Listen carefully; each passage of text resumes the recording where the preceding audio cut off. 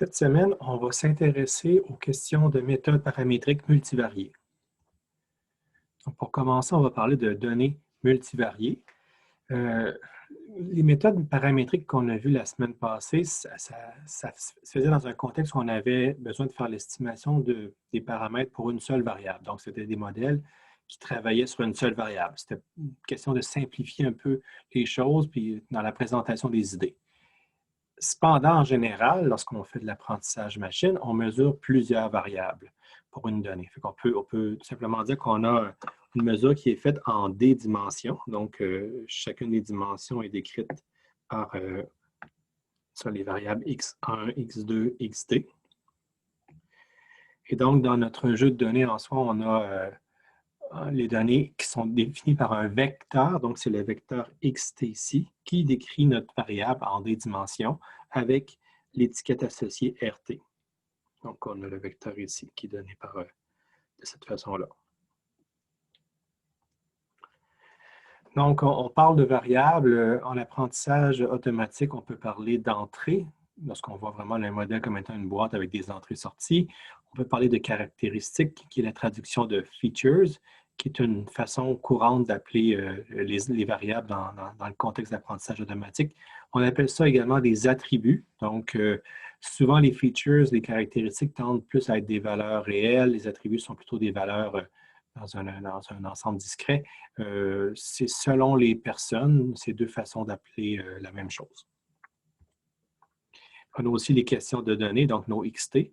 Nos données, on peut dire que c'est des observations parce que ça permet d'observer un phénomène d'intérêt. C'est des exemples qu'on a sous la main, qu'on utilise pour faire notre apprentissage. Ça peut être aussi appelé comme étant, ça peut être aussi nommé comme étant des instances. Donc, on a des instances d'une certaine classe, des mesures des données. On peut faire une représentation matricielle de nos données. Donc, dans ce cas-là, on a l'équivalent de D colonnes, donc une colonne par dimension, et on a N lignes, chaque ligne représentant une donnée. Donc, on sait donc que chaque ligne, dans le fond, correspondant, une fois transposée au vecteur xt, correspondant à la ième donnée comme étant la ième ligne de notre matrice. Donc, cette façon-là permet, dans certains cas, de simplifier les manipulations ou l'énonciation mathématique d'une certaine opération. À partir de cet ensemble de données-là, on peut faire différents calculs, puis entre autres des mesures qu'on fait souvent sur ces ensembles de données-là, c'est de calculer le vecteur moyen mu. Donc, le mu ici, on voit qu'il est en gras parce que c'est un vecteur de valeur moyenne, qui est dans le fond la moyenne selon chaque colonne, donc la moyenne selon chaque variable de notre ensemble X. Donc, directement, on définit l'espérance de X selon ces colonnes comme étant le vecteur mu, le vecteur moyen, qui est donné finalement par les valeurs moyennes pour chacune des dimensions de notre jeu de données. On a aussi la variance d'une variable, donc on appelle ça sigma i carré. Donc, sigma i, c'est l'écart type de la variable xi. Donc, pour chacune des variables indépendantes, lorsqu'on regarde son écart type, sa variance, on obtient le sigma i carré. Cependant, vu qu'on a plusieurs variables, on peut calculer aussi ce qu'on appelle la covariance. Donc, on a deux variables, xi, xj. Donc, on peut mesurer la covariance comme étant sigma i virgule j. Donc, ça, c'est vraiment une mesure qui décrit de quelle façon les variables varient conjointement. Et donc, par définition, la covariance, c'est égal à l'espérance ici. Donc, on voit que c'est le produit de la valeur des variables i avec moins leur valeur moyenne, produit avec la valeur des variables j moins leur valeur moyenne. Et donc, ça ici, ça nous donne l'espérance du produit par rapport aux variables i et j moins le produit de leur valeur moyenne. Et à partir de ça, on peut calculer ce qu'on appelle la matrice de covariance, qui est le grand sigma. Donc, ne pas confondre avec la sommation, c'est la même lettre grecque, mais utilisé comme ça, ce n'est pas une sommation, c'est vraiment le sigma en majuscule et en gras, parce que c'est une matrice. Donc, c'est une matrice qui est de D par D. Donc, on a autant de lignes que de colonnes. Ça correspond au nombre de dimensions qu'on a dans notre jeu de données. Et elle est symétrique, à savoir que toutes les valeurs de chaque côté de la diagonale sont équivalentes. Donc, le sigma 1, 2 est équivalent au sigma 2, 1, fait qu'on va le garder sigma 1, 2 tout simplement pour simplifier. Donc, les valeurs comme ça sur la diagonale, de chaque côté de la diagonale sont égales. Parce que la covariance entre XI et XJ, c'est la même chose que la covariance entre XJ et XI. Il n'y a pas de différence, c'est exactement la même chose. Et donc, la matrice de covariance se calcule de cette façon-là, c'est d'avoir l'espérance. Donc, on a ici la matrice grand X moins le vecteur moyen fois la même chose, mais transposée. Donc, X moins mu transposé. Et si on simplifie, bien, ça correspond tout simplement à l'espérance du produit de X et de X transposé moins le produit de mu fois mu transposé. Donc, tout ça, c'est sous forme de calcul matriciel. Donc, si on développe tout ça, ça nous permet d'obtenir la matrice de covariance ici. Ici, on représente un peu ce que ça veut dire. Donc, on suppose que dans notre image ici, tous les points blancs sont des données. Donc, si on fait le calcul du vecteur moyen, ça va nous donner le vecteur mu ici qui est au centre, donc qui est vraiment centré dans notre image, qui correspond vraiment au centre de la densité. Donc, on voit que c'est une position en 2 dimensions parce qu'on travaille en 2 dimensions. Puis, ce qu'on voit là comme étant des ellipses ici, là, ça correspond finalement à une vue sur le dessus de la fameuse cloche normale, qu'on va voir plus en détail tout à l'heure. Donc, normalement, ce qui est en jaune au centre est plus dense qu'en périphérie. Et on voit que c'est le cas, puis on voit qu'elle a une forme allongée. Donc, dans le fond, la matrice de covariance nous permet de décrire la distribution de nos données dans notre espace 2D ici.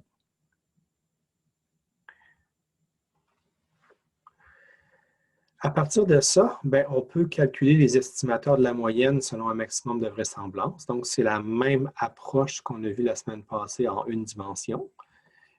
Si on fait les développements, on obtient comme M. Donc, le M, on voit, c'est la lettre latine.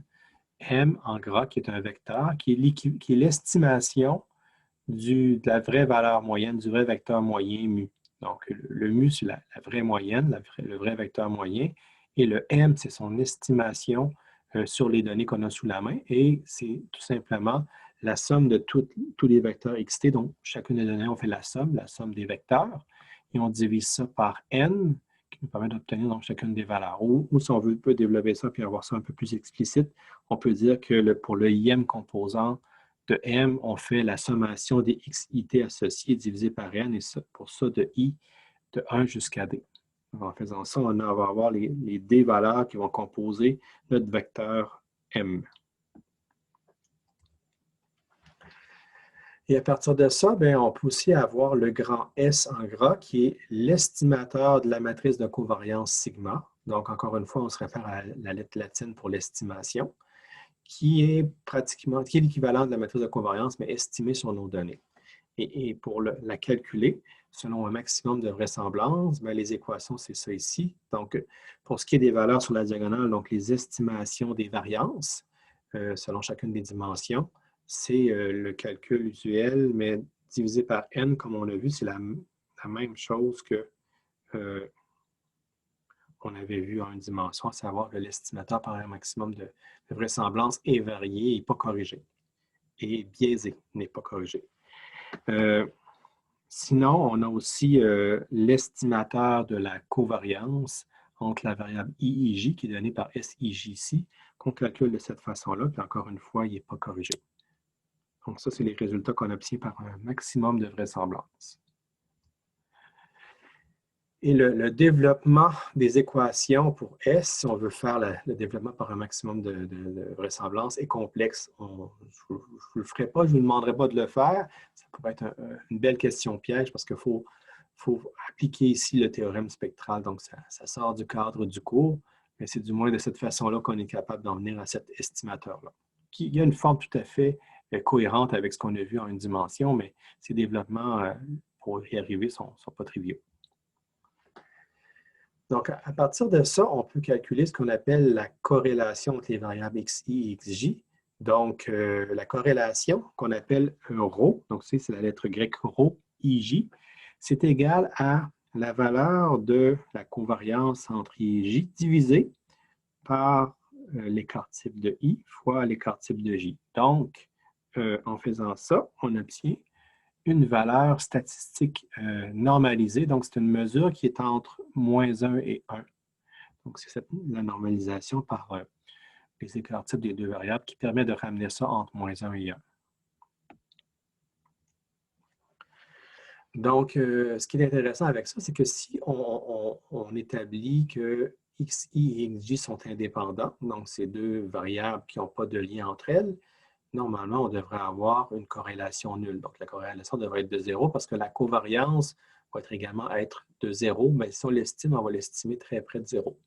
Donc, lorsqu'il y a une indépendance, c'est ça qu'on doit obtenir. Cependant, on ne peut pas dire l'inverse. Ce n'est pas parce qu'il y a une corrélation nulle qu'il n'y a pas de dépendance entre les variables. Ça se peut qu'il y ait une dépendance complexe, une relation non linéaire entre les variables qui nous amène à avoir une corrélation nulle, donc une covariance nulle, mais on ne peut pas conclure sur l'indépendance. Parce que c'est un modèle qui est linéaire ici. Ce qu'on utilise est linéaire. Et donc, si on suppose l'indépendance, on sait qu'on obtient ce résultat-là, mais s'il n'y a pas d'indépendance, on n'est pas capable de capturer des éléments qui dépassent le modèle linéaire avec cette mesure-là de corrélation. L'estimation de la corrélation se fait de la même façon, sauf qu'on utilise les estimateurs de covariance et d'écart type ici pour faire le calcul de l'estimateur de la corrélation, qu'on va appeler R, qui est l'équivalent latin du ρ. Et donc, là, on peut avoir la matrice grand R, qui est la matrice de l'estimateur de corrélation contenant les RIJ à partir d'un certain jeu de données. Donc, ce qui est intéressant de voir ici, c'est qu'on voit des exemples où il y a des corrélations nulles, mais ça ne veut pas dire qu'il n'y a pas de dépendance. Donc, la ligne du haut ici, c'est vraiment pour le cas linéaire. Donc, tout ce qu'il y a ici, dans cette section-là ici, ça correspond en fait à des distributions selon des lois normales, qui est un modèle linéaire. Donc, on voit qu'avec une corrélation de 0 ici, on a quelque chose qui semble être très bien réparti uniformément, là, de façon quand même assez circulaire. Donc, sinon, lorsqu'on change la corrélation, on voit que lorsqu'il y a une corrélation qui tend vers 1, lorsque ça tend vers 1, ça tend vers une belle droite. Ça veut dire carrément une corrélation de 1 dans un cas linéaire. C'est comme si on disait que y est égal à mx, ou carrément y est égal à x. Bon, c'est mx en général parce que la pente peut varier un peu, mais c'est de dire vraiment que le lien direct, pour une certaine valeur de x, la valeur de y est accrochée directement. Puis le signe nous donne essentiellement l'idée de la pente. Maintenant, pour ce qui est des autres valeurs, excusez-moi, le signe, la valeur n'est pas associée à la pente, mais une valeur de 1, ça veut dire qu'il y a une corrélation qu'on peut dire parfaite ici. Alors qu'ici, avec une corrélation de -0.8, on voit qu'il y a un certain étalement dans l'autre axe. Donc, c'est étalé beaucoup plus dans l'axe ici, qu'on pourrait dire en diagonale du haut à gauche vers le bas à droite, mais dans l'autre axe, il y a un petit étalement. À 0.4, c'est quand même mieux étalé. Puis à 0, c'est complètement étalé. Le signe nous dit vraiment si c'est corrélé positivement ou anticorrélé, comme on dit corrélé négativement, à l'effet que lorsque c'est corrélé négativement, si on augmente le x, le y réduit. Donc, dans le fond, c'est juste de dire que lorsque la valeur d'une variable augmente, la valeur de la variable associée va diminuer. Lorsqu'on voit qu'on a des corrélations qui sont de 1 ou de -1, donc on voit ici que ça nous donne toujours une ligne droite. Donc, ça veut dire que toutes les valeurs sont bien associées. Donc, ça, c'est finalement des différentes pentes de droite, mais pour une corrélation unitaire de 1 ou de -1. Donc, ici, on comprend que le signe nous donne le fait que la pente soit positive ou négative. Et finalement, en bas, on a plusieurs exemples de données qui sont non linéaires pour lesquelles la corrélation est nulle. Donc, tous ces exemples-là de nuages en bas ici nous donnent une corrélation nulle, alors qu'on peut voir clairement qu'il n'y a pas une indépendance entre x et y qui sont reliés ensemble, on sont reliés selon une fonction qui est quand même assez complexe.